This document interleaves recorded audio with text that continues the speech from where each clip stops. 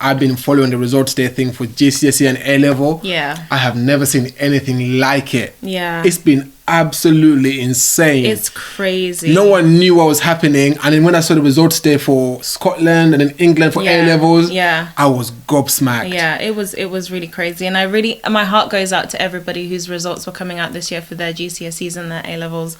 It's a big deal. I understand that at this time it's probably the biggest thing that is happening in your life. So yeah, I just hope that you just take it on the chin, whatever results that you got, and you just keep pushing forward. I agree. And I think, to be honest, if you guys couldn't have better coaches than me and Rotendo, because we've been through our fair share of failures. Yeah, we have. We hopefully will pass on some of that knowledge in terms of how to navigate those difficult waters, because I can't undermine how heartbreaking is to fail, especially this year when you don't feel like a lot of people that failed this year didn't deserve to fail. It was based on people's predictions. Exactly. So I know a lot of you did a lot of studying, you put in the work, but in the last minute it wasn't up to you what you got. So failing, it happens in all walks of life. So we're going to tell you how to navigate those difficult waters and how you can keep the correct perspective moving forward. The key is not to give up. Yeah, absolutely. Don't give up. So to start off this week's podcast, what was the thing? It was results day that we were going to start talking about. Absolutely. So there's this whole thing with the algorithm and predictions being based on the previous results in that school and in that area, which is obviously really, really unfair to everybody who's worked hard, especially when you don't have the opportunity to prove yourself by taking the exam. Absolutely. So yeah, I mean, there's not much else to say about that. It's just really unfair. It's unfair, but also we can explore a bit deeper about it, because I don't think everyone really understands what happened. The algorithm was designed to basically put people in blocks.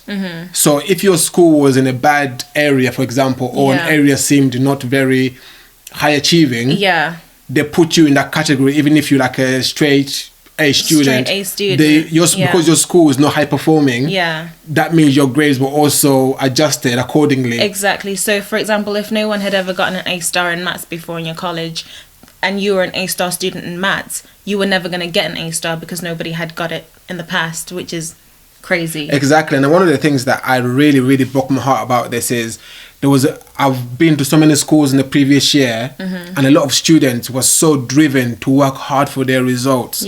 And a lot of people, what this doesn't take into account is a lot of people leave their revision to last minute. They do. The last 2 months, they go really, really in on their revision.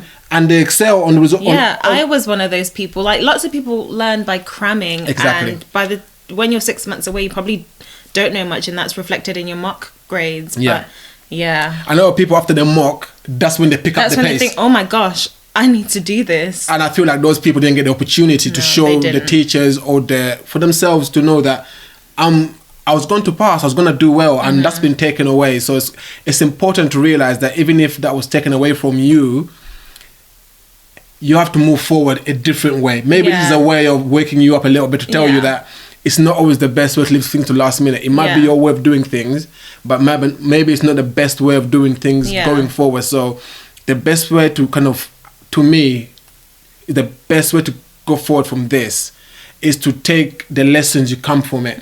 That's the whole point of failure. Yeah, absolutely. I always say that failure is first attempt in learning.